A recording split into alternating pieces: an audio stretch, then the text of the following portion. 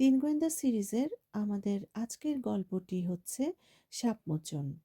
এটি ভলিউম ১২০-এর তৃতীয় এবং শেষ গল্প। ওকভিলের ফ্রগ ক্রিকে থাকে হিরু চাচা, কিশোরের বাবার চাচাতো ভাই। বিজ্ঞানী মানুষ, বিয়ে থা করেনি, দেশ বিদেশ ঘুরে বেড়ায়, কোনো কাজে বেশি দিন থিতু হয় না।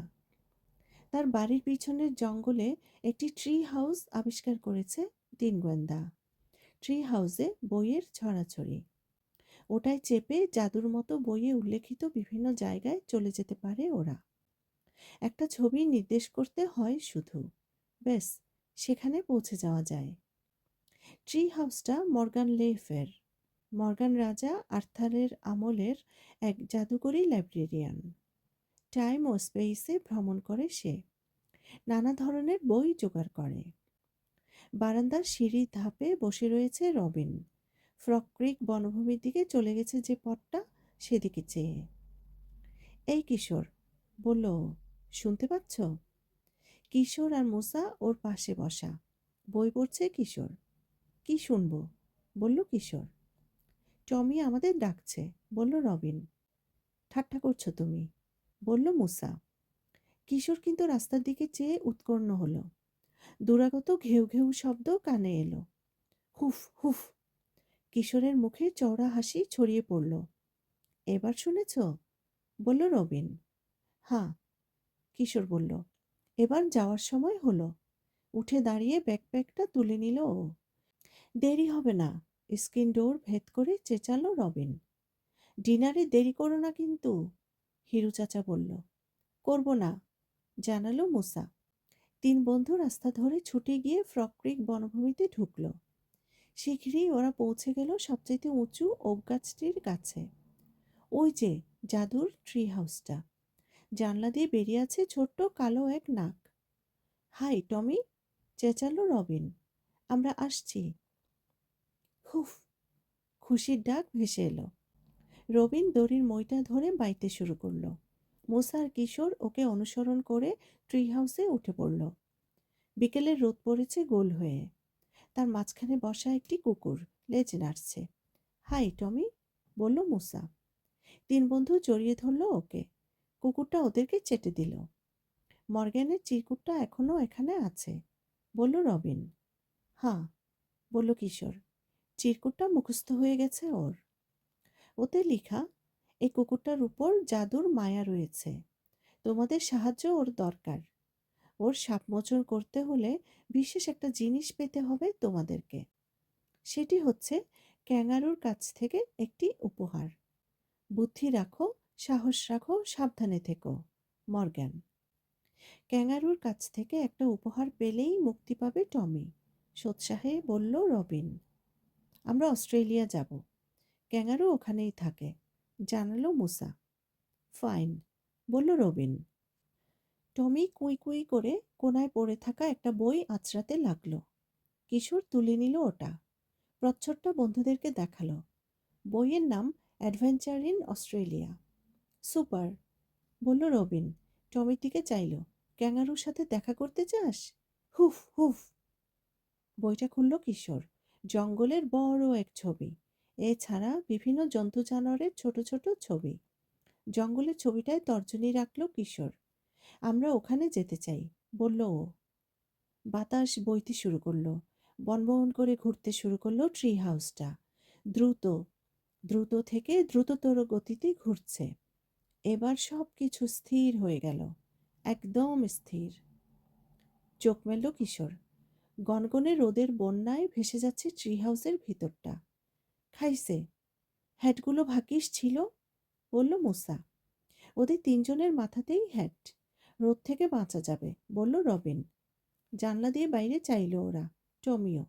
ট্রি হাউসটা নেমে এসেছে এক বনভূমিতে। নানা ধরনের উদ্ভিদ আর সারি সারি শুকনো বাদামি গাছ চোখে পড়ল ওদের। এখানে মনে হয় বৃষ্টি হয় না, বলল কিশোর। গোড়ালিতে ভর দিয়ে বসে ছবির বইটার দিকে চাইল। ও পড়ল, অস্ট্রেলিয়ার বনভূমিতে প্রায়ই খরা হয়। এই একই বনভূমি আবার বছরের অন্যান্য সময়ে ভারী বৃষ্টির পানিতে ভেসে যায়। এই কিশোর, রান্নার গন্ধ পাচ্ছ? প্রশ্ন করল রবিন। বাতাসে নাক টানল কিশোর। রবিন ঠিকই বলেছে।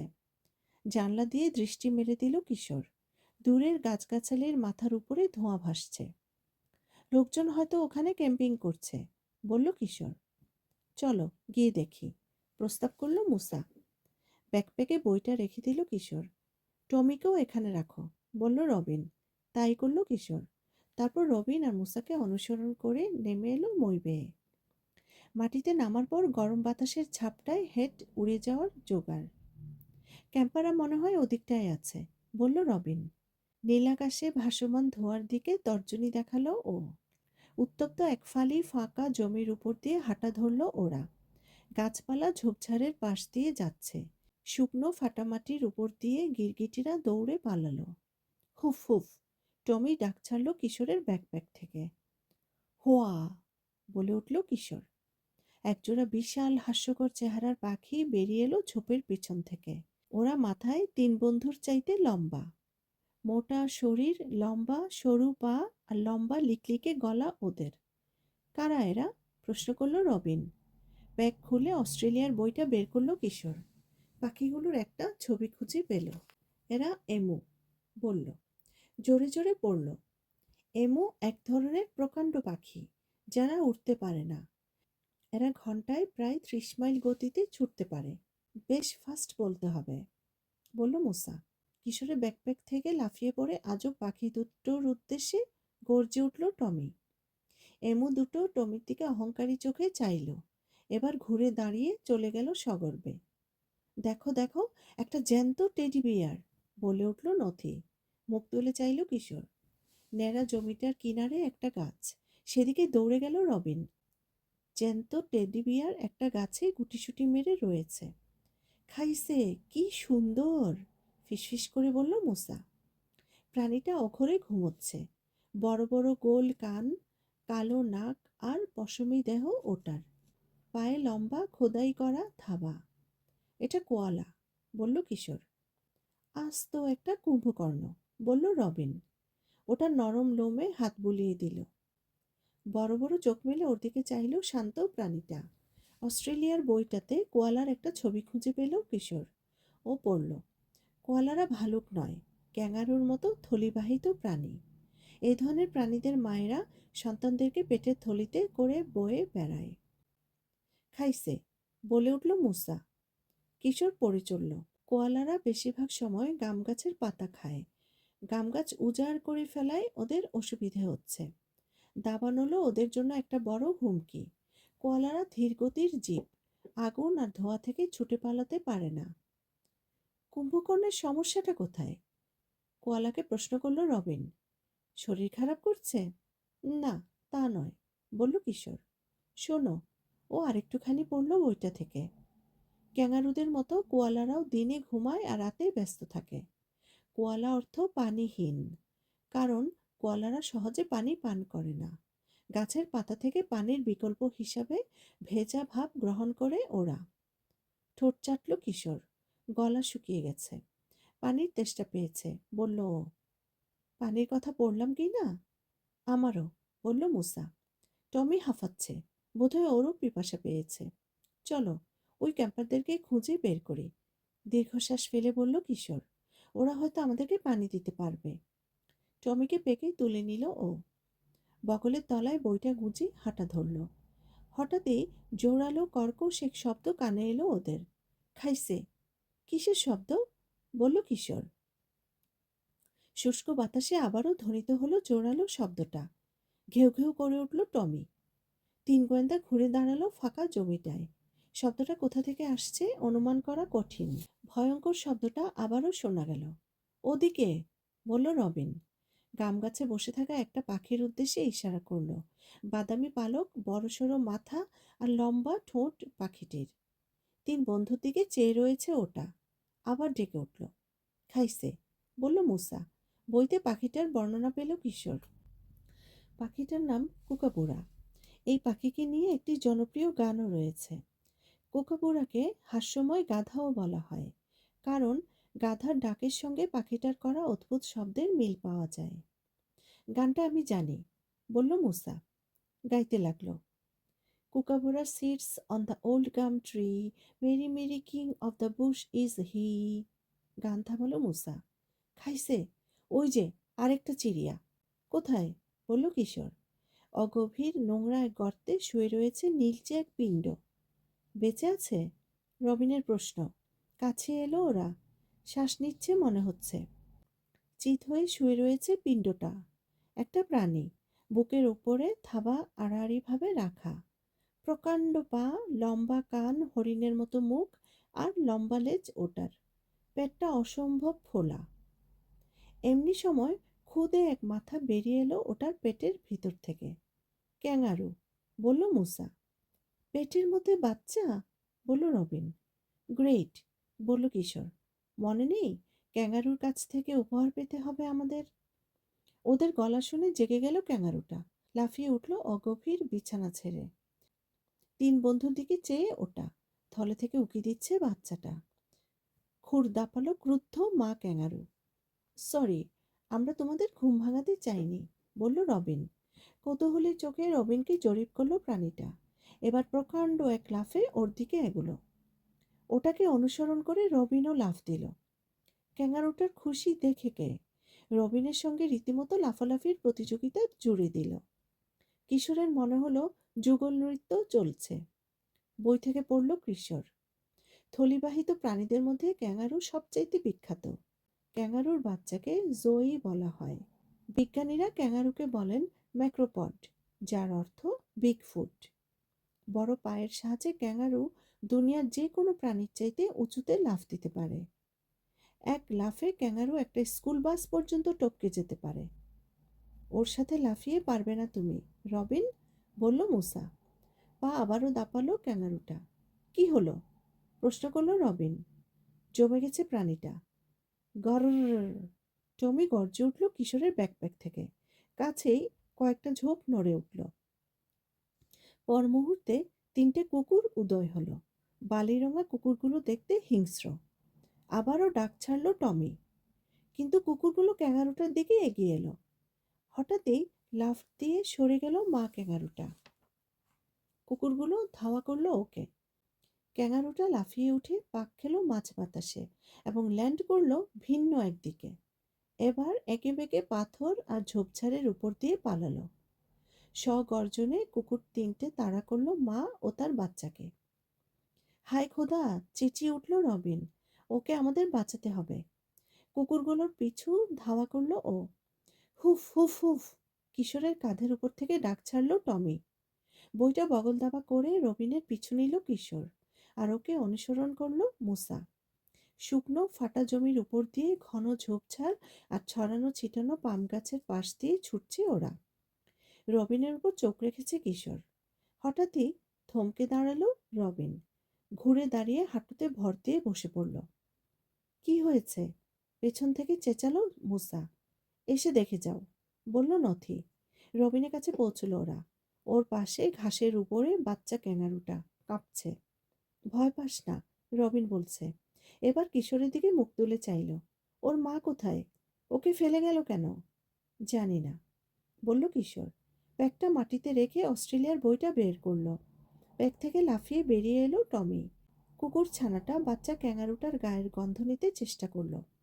ওকে ভয় দেখাস না টমি, বলল মূসা। টমি ঠায় বসে বাচ্চাটাকে লক্ষ্য করতে লাগলো। অস্ট্রেলিয়ার বইটিতে বাচ্চা ক্যাঙারুর এক ছবি। কিশোর পড়ল, বাচ্চা ক্যাঙারুদের সবচেয়ে বড় শত্রু হচ্ছে অস্ট্রেলিয়ার বুনো কুকুর ডিঙ্গো। মা ক্যাঙারুকে ডিঙ্গোরা ধাওয়া করলে সে তার জয়ীকে থলে থেকে ছুঁড়ে ফেলে দেয়।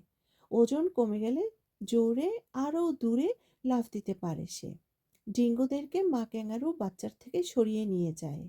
তারপর ডিঙ্গোদের হাত এড়িয়ে আবার ফিরে আসে জয়ীর কাছে। খাইছে। ওর মা আশা করি ডিঙ্গোদের এড়াতে পারবে, বলল মূসা। তাই যেন হয়, বলল কিশোর। হাই জয়ী, বলল রবিন। বাচ্চা ক্যাঙারুটার গায়ে আলতো করে হাত বুলিয়ে দিল। কি নরম! কিশোর হাঁটু গেড়ে বসে বাদামি পশমে হাত রাখল।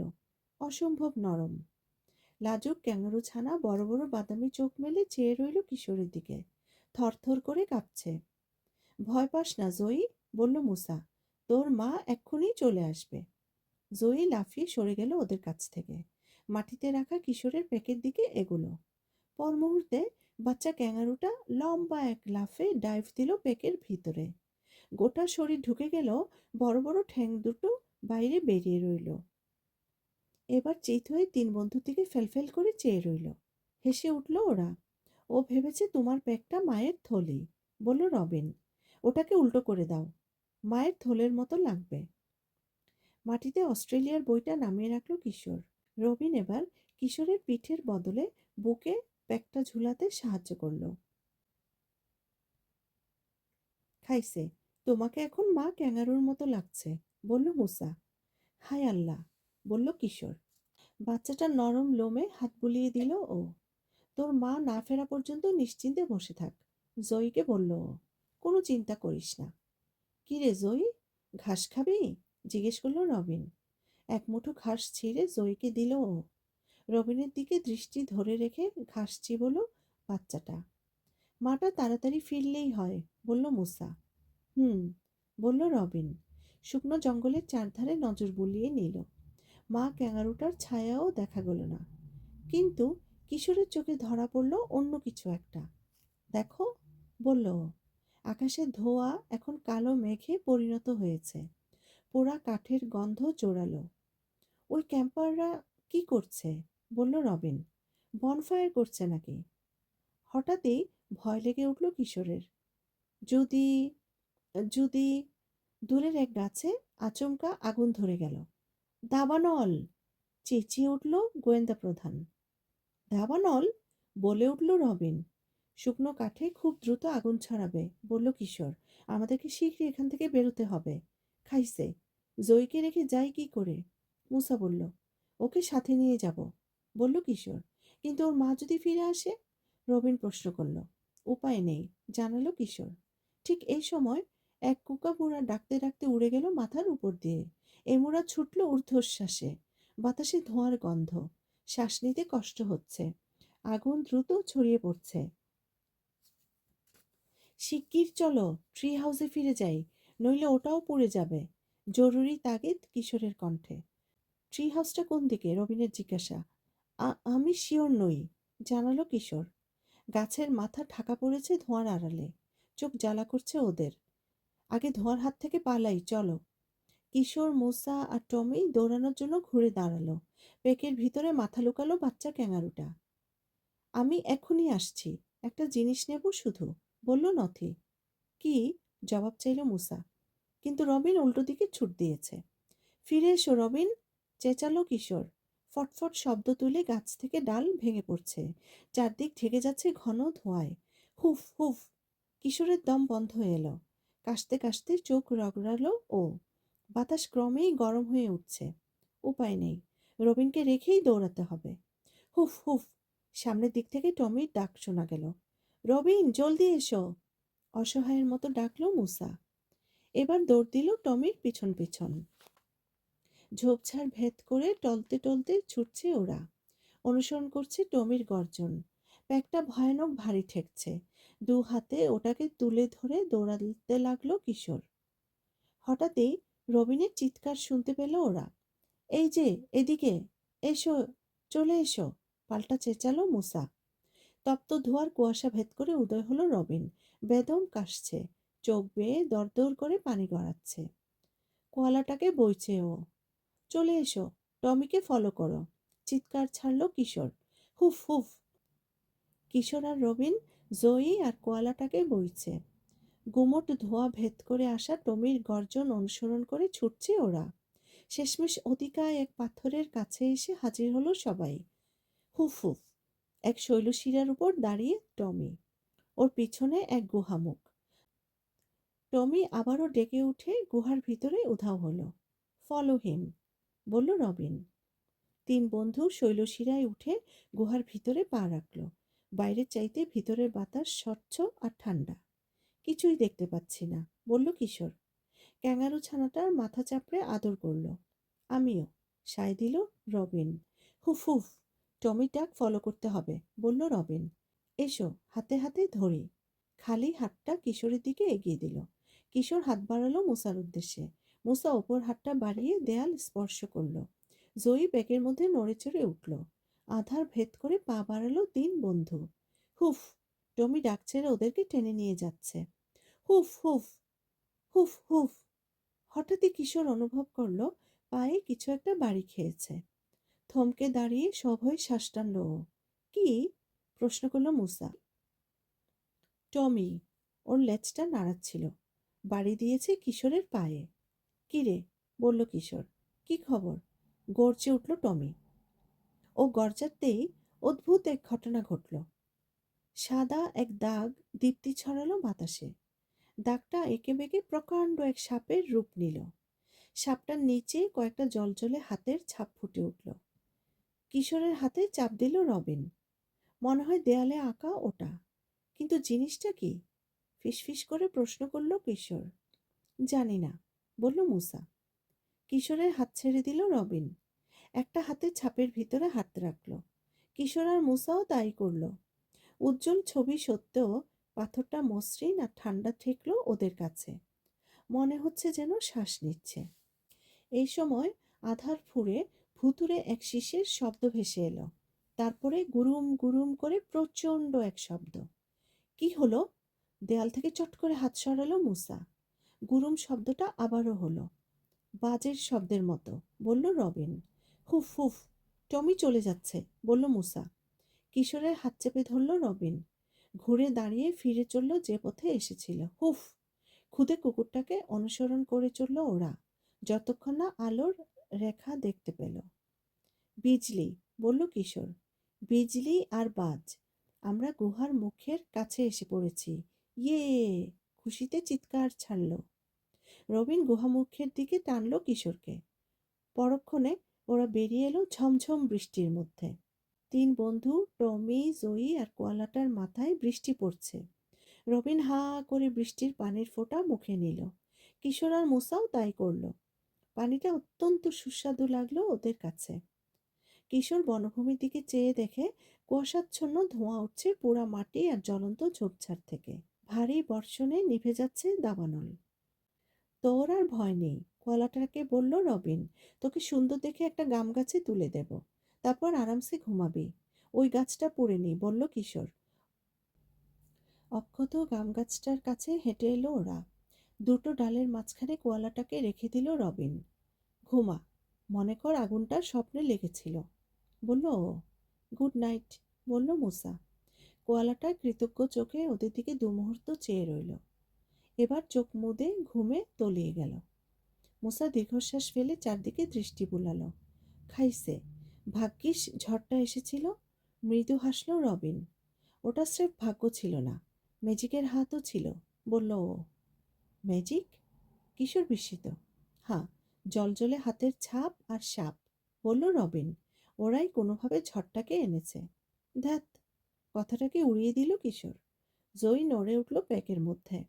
সহসা কিছু একটা মনে পড়ে গেল কিশোরের। এই, জয়ীকে ওর মা যেখানে রেখে গিয়েছিল সেখানে যেতে হবে, বলল ও। নইলে ওকে আর খুঁজে পাবে না। জায়গাটা কোথায় মনে আছে? রবিন জিজ্ঞেস করল। না। ধূসর রেইন ফরেস্টের চারধারে নজর বুলালো কিশোর। সব কিছু দেখতে একরকম। টমি জায়গাটা খুঁজে বের করতে পারবে, বলে উঠল মুসা। যেই বলা অমনি ভেজা কাদাটে মাটির উপর দিয়ে ছুটল খুদে কুকুরটা। 3 বন্ধু আবারও অনুসরণ করলো ওকে। জয়ীকে বইতে হচ্ছে বলে কষ্ট হচ্ছে কিশোরের। হুফ হুফ! শেষমেশ টমির নাগাল ধরল ওরা। অস্ট্রেলিয়ার বইটার উপরে উঠে দাঁড়িয়েছে কুকুরটা। বইটা ভিজে গেছে, তবে পড়েনি। হুররে, পেয়ে গেছি, চেঁচালো রবিন। হ্যাঁ, জয়ীকে যেখানে পেয়েছিলাম বইটাও সেখানে রেখে গেছিলাম, বলল কিশোর। টমি আবারও আমাদের হেল্প করলো, বলল মুসা। ছোট্ট কুকুরটার মাথা চাপড়ে আদর করলো ও। ধন্যবাদ টমি, বলল কিশোর। বইটা তুলে নিল ও। কভারটা ভিজে গেলেও পাতাগুলো অক্ষত আছে। কিশোর বইটা বগল দাবা করতেই ক্যাঙ্গারু ছানাটা ব্যাগ থেকে উকি দিল। ভয় পাস না, বলল রবিন। তোর মা না ফেরা পর্যন্ত আমরা এখানে অপেক্ষা করব। ইতোমধ্যেই যদি না এসে থাকে, উদ্বেগের সঙ্গে ভাবল কিশোর। 3 বন্ধু বৃষ্টিতে দাঁড়িয়ে রইল। ওদের সঙ্গে অপেক্ষা করছে কুকুর আর জয়ী। অপেক্ষার পালা যেন আর ফুরোয় না। বৃষ্টি এখন ঝিরঝির করে পড়ছে। এবার টিপটিপ শুরু হলো। ওরা দাঁড়িয়েই রয়েছে। মনটা ক্রমেই বিষণ্ণ হয়ে উঠছে কিশোরের। মা ক্যাঙারুটা হয়তো এসে ফিরে গেছে, কিংবা হয়তো ধরা পড়েছে ডিঙ্গোদের হাতে, অথবা দাবানলে মারা পড়েছে। কিশোর বন্ধুদের দিকে তাকাতে সাহস পাচ্ছে না। জানি তুমি কি ভাবছ, শেষমেশ বলল রবিন।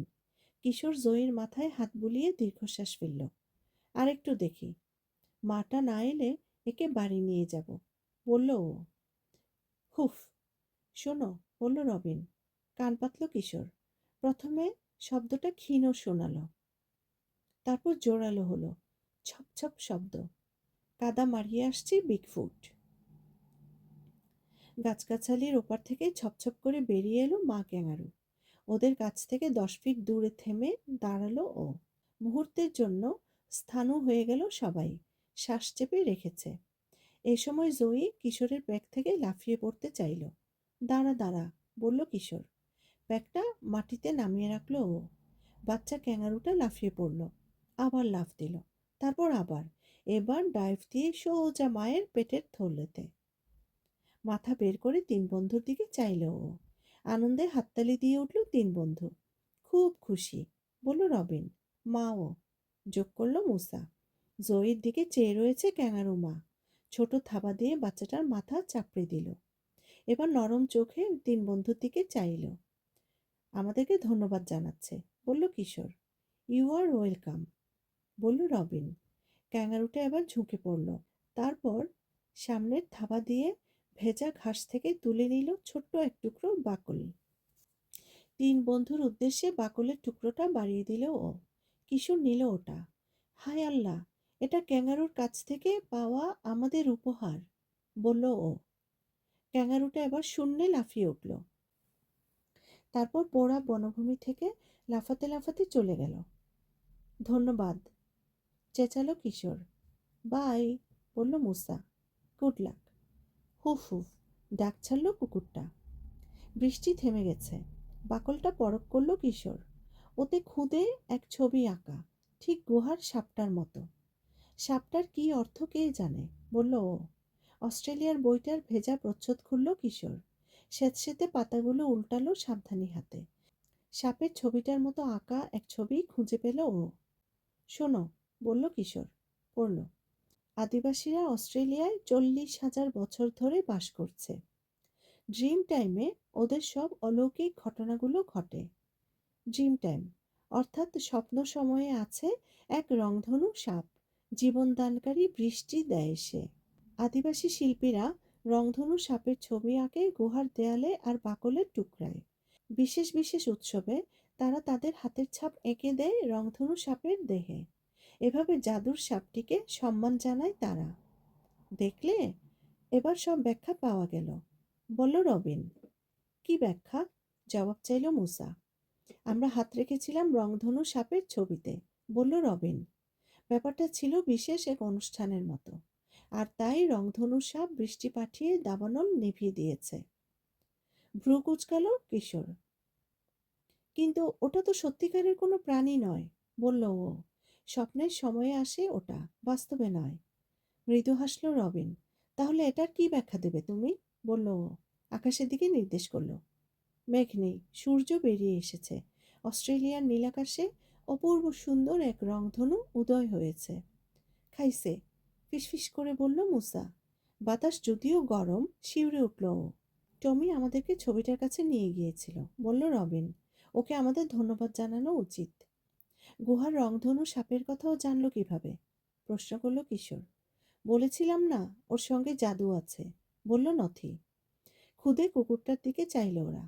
সে ঘাড় কাত করল। মনে হলো ঈষৎ হাসলো ওদের উদ্দেশ্যে। উপহারটা তো আমরা পেয়েই গেছি, বলে উঠল মুসা। এবার দেশে গিয়ে দেখা যাক তার সাপ মোচন হয় কিনা। হুফ হুফ, ছবিওয়ালা বাকল আর অস্ট্রেলিয়ার বইটা পেকে রেখে দিল কিশোর। এবার ভেজা জঙ্গল মারিয়ে ট্রি হাউসের উদ্দেশ্যে এগুলো। ট্রি হাউসটা পুড়ে না গেলেই হয়, বলল কিশোর। ফাঁকা জমি, গাছ আর ঝোপঝাড়ের পাশ কাটালো তিন বন্ধু আর কুকুরটা। ট্রি হাউস ওদের জন্য অপেক্ষা করছিল। আছে আছে, চেঁচিয়ে উঠল রবিন। দড়ির মই বেয়ে উঠতে শুরু করলো ও। টমিকে পেকে পুড়ে ওকে অনুসরণ করলো কিশোর। ওর পিছু নিল মুসা। ট্রি হাউসের ভিতরে ঢোকার পর ব্যাগ থেকে শরীর মুচড়ে বেরিয়ে এলো কুকুরটা। ওকভিলের বইটায় থাবা মারল। হুফ হুফ। আচ্ছা বাবা আচ্ছা, বলল কিশোর। ফ্রগ ক্রিক উডসের একটা ছবিতে তর্জনী রাখলো ও। আমরা ওখানে যেতে চাই। রংধনুর উপর দিয়ে, বলল রবিন, এবং পর মুহূর্তে বাতাস বইতে শুরু করলো। বনবন করে ঘুরছে ট্রি হাউসটা। দ্রুত থেকে দ্রুততর হচ্ছে গতি। এবার সব কিছু স্থির হয়ে গেল, একদম স্থির। ওয়েলকাম ব্যাক, মৃদু সুরেলা এক কণ্ঠ বলল। চোখ মেলল কিশোর। মর্গ্যান! বহুদিন পর দেখা হলো ওর সঙ্গে। মর্গ্যান! চেঁচিয়ে উঠল মুসা। জাদুকরীকে জড়িয়ে ধরল ও। কিশোরও লাফিয়ে উঠে আলিঙ্গন করল মর্গ্যানকে। রবিনও। তোমাদেরকে দেখে খুব ভালো লাগছে, বলল মর্গ্যান। হুফ হুফ, তোকে দেখেও খুব খুশি লাগছে। খুদে কুকুরটার দিকে চেয়ে মৃদু হাসল মর্গ্যান। দেখুন, বলল রবিন। কিশোরের পেকে হাত ভরে ছবিওয়ালা বাকলটা বের করল। ক্যাঙ্গারুর দেয়া উপহার। গুড, বলল মর্গ্যান। বাকলের টুকরোটা তুলে নিল ও। এক দেশে এক ছেলে ছিল। সে কখনো কখনো ভিন্ন সময় আর জায়গা সম্পর্কে অবহেলা করত। এই ছবি তাকে দেখাবে প্রাচীন মানুষদের রীতিনীতির মধ্যে রহস্য, জাদু এবং জ্ঞান সবই রয়েছে। কোন ছেলে? কিশোরের প্রশ্ন। আপনি কার কথা বলছেন? রবিন জানতে চাইল। তখনই জবাব দিল না মর্গ্যান। কিশোর আর রবিনের কাঁধে হাত রাখল। ধন্যবাদ এই ছেলেটিকে শিক্ষা নেয়ার সুযোগ দেওয়ার জন্যে। সাপমোচনের জন্যে তোমাদেরকে ধন্যবাদ। কোন ছেলে? আবারও প্রশ্ন করল কিশোর। হুফ হুফ হুফ, কুকুরটার দিকে চাইল ওরা। এবার অদ্ভুত এক ঘটনা ঘটল। এক ঝলক দমকা বাতাস। তারপর পাল্টে গেল টমি। ও এখন আর কুকুর নয়, ওদেরই মতো একটা কিশোর। মাটিতে চার হাতে পায়ে ভর দিয়ে বসে আছে ছেলেটি। ও আমার সহকারী, ক্যামেল্ট থেকে এসেছে, জানালো মর্গ্যান। মুখ তুলে চাইল ছেলেটি। মুখে ফুটি ফুটি দাগ, বন্ধু ভাবাপন্ন কালো চোখজোড়া চমকাচ্ছে। মাথার চুলের রং টমির গায়ের পশমের মতো। বয়সে 3 গোয়েন্দার চাইতে সামান্য বড়। আমি কি নিজের রূপ ফিরে পেয়েছি? প্রশ্ন করল ও। হ্যাঁ পেয়েছ, জানালো মর্গ্যান। ছেলেটি এক লাফে উঠে দাঁড়িয়ে ওকে জড়িয়ে ধরল। ধন্যবাদ, চেঁচিয়ে উঠল। এর পরের বার আশা করি আমার জাদুর বই ধরার আগে জিজ্ঞেস করে নিবে, বলল মর্গ্যান। বোকার হাসি হাসল ছেলেটি। কথা দিলাম আর ভুল হবে না। এবার 3 বন্ধুর দিকে চাইল। আমি অ্যাক্সিডেন্টালি নিজেকে কুকুর বানিয়ে ফেলেছিলাম। হেসে উঠল রবিন। তবে আফসোস নেই, কুকুর হিসাবে তোমাদের সাথে দারুণ এক অ্যাডভেঞ্চার করে এসেছি, বলল ছেলেটি। কুকুর হিসেবে তুমি অতুলনীয়, বলল মুসা। তোমাকে টমি হিসাবে ভালো লেগেছে আমাদের। তোমার আসল নাম কি? তোমরা চাইলে আমাকে টমি বলেই ডাকতে পারো, বলল ছেলেটি, কিংবা ট্যাড। ঠিক আছে ট্যাড, বলল মুসা। কিশোর স্রেফ মাথা ঝাঁকালো। ওর বিস্ময় ভাব এখনো কাটেনি। টেড ক্যামেলটে আমার লাইব্রেরিতে ট্রেনিং নিচ্ছে, জানালো মর্গ্যান। ওর জাদুর ক্ষমতা রয়েছে, যেটা সবার থাকে না। খাইছে, অস্ফুটে বলে উঠল মুসা। তুমি তুমি আমাদের অনেক উপকার করেছো টেড। অবশেষে ভাষা খুঁজে পেল কিশোর। না না, তোমরাই বরং আমার উপকার করেছো, বলল টেড। তোমরা জাদুর প্রভাব কাটাতে আমাকে সাহায্য করেছো। তাছাড়া চমৎকার অভিযানটা তো তোমাদের কল্যাণেই করতে পারলাম। বাড়ি ফিরেই রংধনু সাপের গল্পটা লিখে ফেলব। মানুষ যাতে মর্গ্যানের লাইব্রেরিতে ওটা পড়তে পারে। আমাদের এখন ফেরা উচিত, বলল মর্গ্যান। ইস, খারাপ লাগছে, বলল রবিন।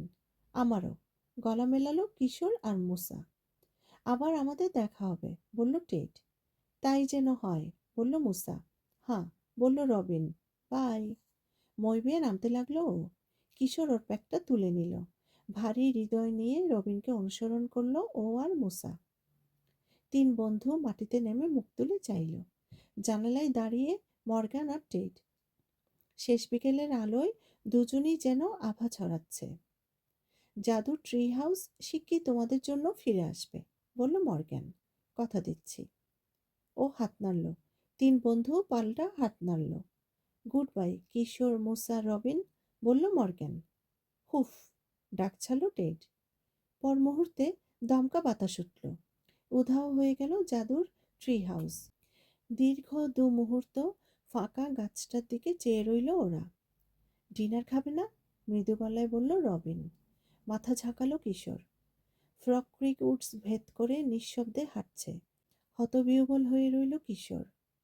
হিরু চাচার বাসায় যাওয়ার রাস্তায় যখন উঠল, সূর্য অস্ত যাচ্ছে। রূপলি গোলাপি আকাশে উড়ে গেল এক ঝাঁক কালো পাখি। বাড়ির দিকে যাওয়ার সময় নীরবতা ভাঙল রবিন। টমির সাথে দুর্দান্ত অ্যাডভেঞ্চার করলাম আমরা, মানে টেডের কথা বলছি, তাই না? বলল ও। হ্যাঁ, বলল কিশোর। অভিযানটা ছিল মানানসই, শব্দ হাতড়াচ্ছে ও, ঠিক যেন স্বপ্ন সময়ের মতো। জুগিয়ে দিল মুসা। তাই না? হ্যাঁ, বলল কিশোর। মুচকি হাসল। ঠিক বলেছ।